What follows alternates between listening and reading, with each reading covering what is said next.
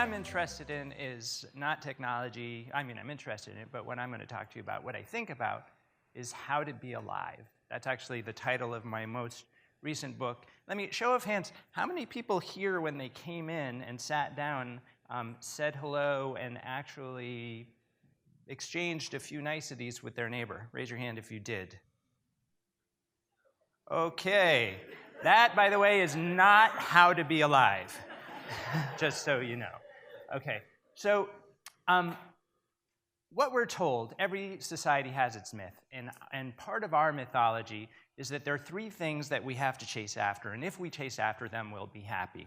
Those things are the right career, the right romantic relationship, and the right stuff, which includes your house. And if you just get those three things right, you'll be happy.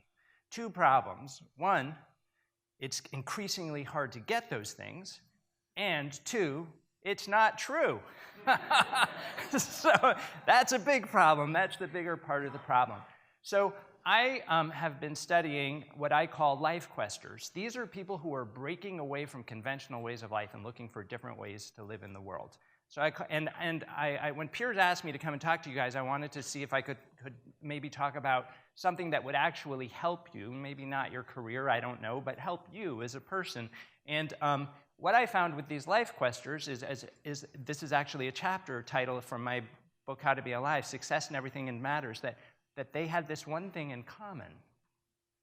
And this thing that they had in common, these people that were building different lives, I studied what it was that they had. I looked at the science of it, and it's true that people that have this particular thing do make more money, are more able to start social movements, do actually sleep better, believe it or not, oftentimes are in stronger communities, and everything that you see on this list here. And shall I tell you what it is? I bet you want to know what it is.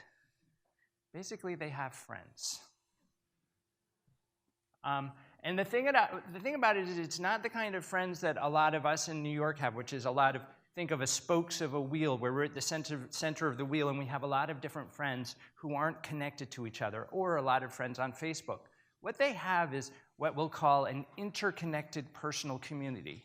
That is, they don't just have personal contact with the people in their personal group, but the people in their group have contact with each other.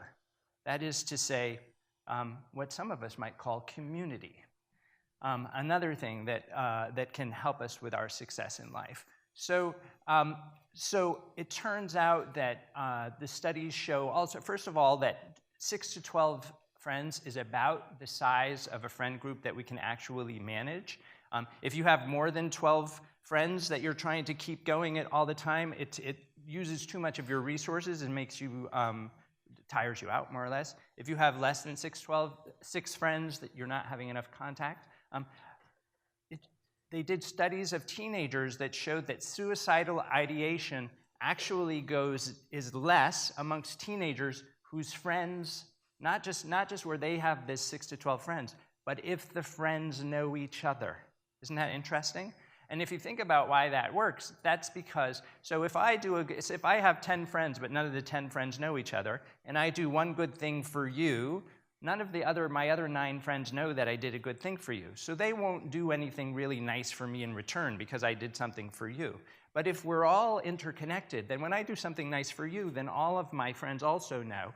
And they will, because they see I'm a good player, will do something nice for me. This is a principle called generalized reciprocity. So, how do you make such a thing? First of all, ask yourself, what is it that you want from your community? What is it that you need? A lot of my life questers are learning to live a life according to new values that are outside the values of their family or their colleagues. So they look for friends in their community that share those values. You don't have to reinvent the wheel. A lot of times we see people in our midst who are already part of interconnected communities. If you know people like that, ask if you can join in too. You don't need to make a bunch of new friends. Most of us have countless friends. If you look in your own email book, lots of people who we haven't been in touch with. You can invite them to a weekly gathering of 8 to 15 people. and you have this gathering, say, on a Tuesday night at 6 o'clock every week. It's not rocket science. It's not. The thing is, here's the thing about this. It's not rocket science, but it really, really helps. Like I said, everything, including your sleep. People who are part of communities sleep better. And if you think about why that is, evolutionarily, if we were in the jungle, then we were safe if we were among our tribe, and not safe if we weren't. So we didn't sleep as well without our tribe because we needed to pay attention to what was happening, right? So you actually do sleep better if you're part of a community. Have your weekly gatherings, and then amongst those people, cultivate the ones who are really into it and contributing. And then just keep rinse and repeat, rinse and repeat, rinse and repeat. The really cool thing about this is that when you build something like this, you are doing for everybody else that you invite as much good as you're doing for yourself. It's the real, my work is about helping people have meaningful impact on the world in a way that's prosperous and abundant for them too. And this is, building a personal community in this way is the epitome of that. And that's it. Maybe you should introduce yourself to each other right now. Thanks so much.